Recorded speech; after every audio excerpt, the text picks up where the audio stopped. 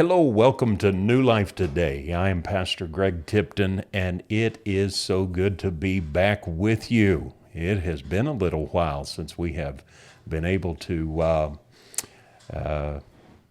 be on the program. So anyway, we are going to look at a very interesting segment of Scripture out of Matthew chapter 24, especially with some of the things as of late that has been going on with Israel and with Jerusalem, and we're going to get into that right now.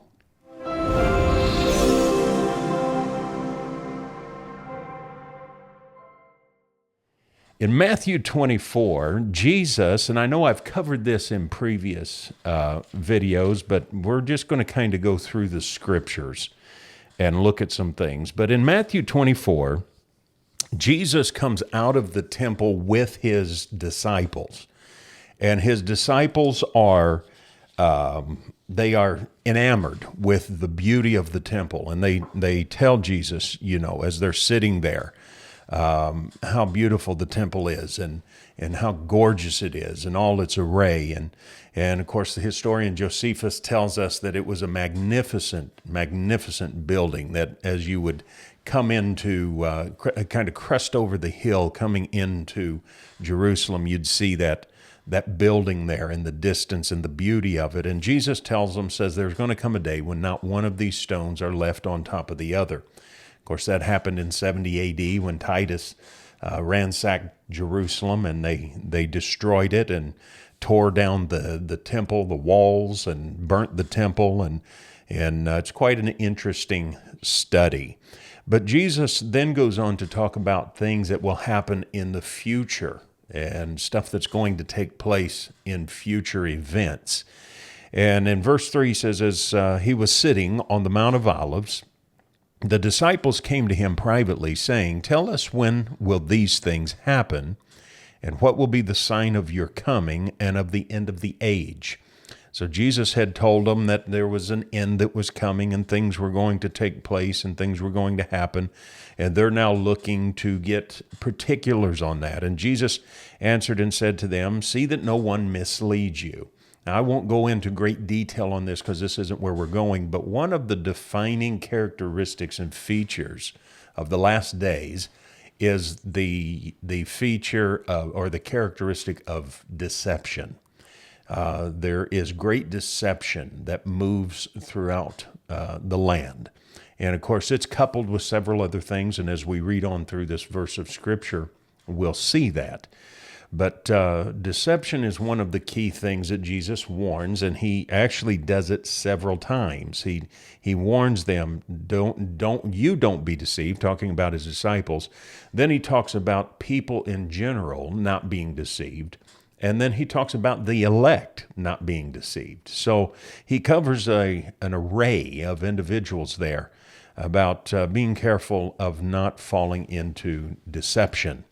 But he tells them, "For many will come in my name, saying, 'I am the Christ,' and will mislead you." We've seen that. People that have claimed to be Jesus, that have claimed to be the way, that have claimed to have the truth, have claimed to have the answers, only to find out that they don't. But this is what's interesting. Verse 6, he says, "You will hear of wars and rumors of wars." We are seeing that. Let me just rattle off a few things. We're hearing of the rumor of war between China and Taiwan. There's saber rattling going on. North Korea, the rumor of war that North Korea is going to invade South Korea. That they're working on their nuclear programs when they're not supposed to be. Rumors of war there. Rumors of war in the Middle East in many cases where you've got nations that are threatening Israel and threatening Jerusalem that haven't acted yet. So you have rumors of wars, but then you also have wars that are going on. October 7th, 2023, Israel is attacked out of the Gaza Strip, southern part, the southern border of the nation. The same day, Hezbollah drops across the northern border some bombs on northern Israel. You've got so many different places that have acted up. And of course, it's just begin to escalate. And so you're seeing those wars, you're seeing those rumors of wars that are going forth. And of course, we're hearing of other, other scenarios, other wars that are being threatened. Of course, you have war with Russia and Ukraine.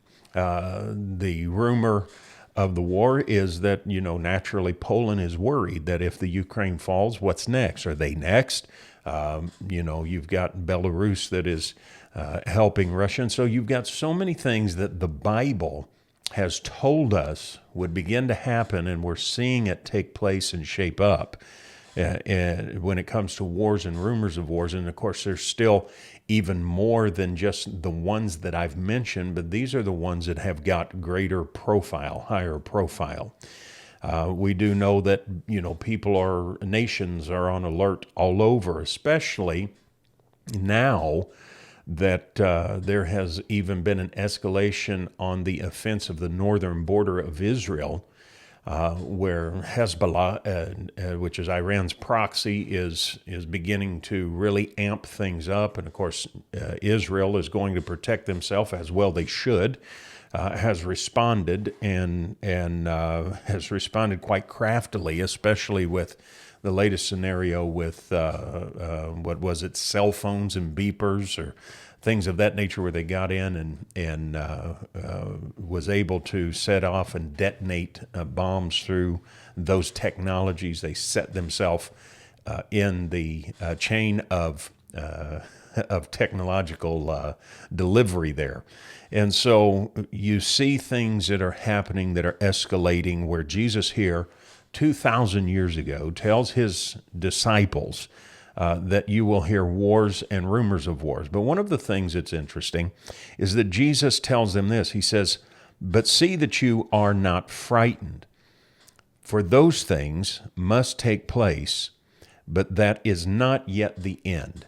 So he tells them two things. Number one, don't be scared, don't be frightened, don't shrink back, don't allow fear to grip you, don't allow fear to rule over you in these instances. And that's one of the things that we as believers need to pay attention to, is that we need not to allow fear of these things. Jesus tells his disciples in another place, which is applicable for us.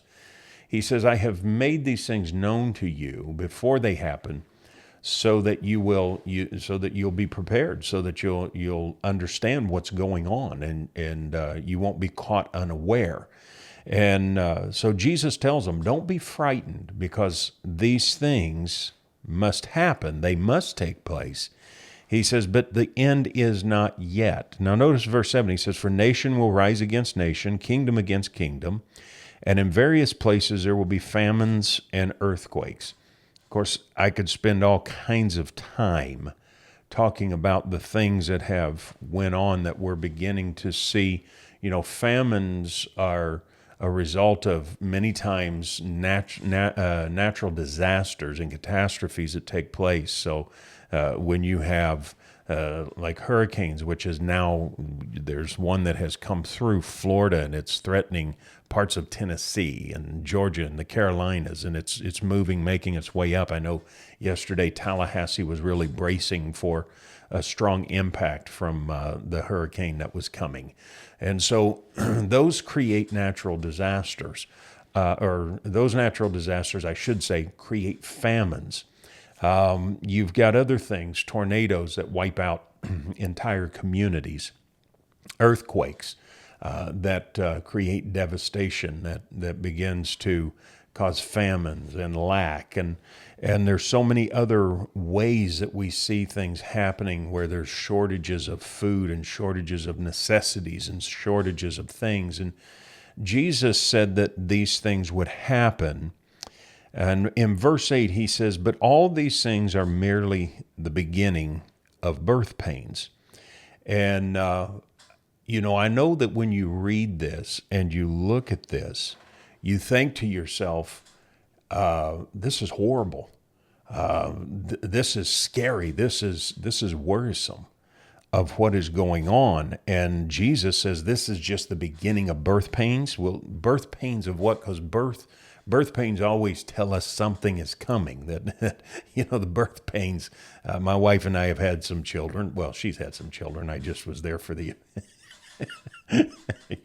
as most husbands were. But anyway, she had the children, thank God. And so, but I know, what she was displaying before those children came. And we knew that a baby was going to be born due to the birth pains that were preceding it. And so we know something is being birthed. And Jesus says, these are just the beginning of the birth pains.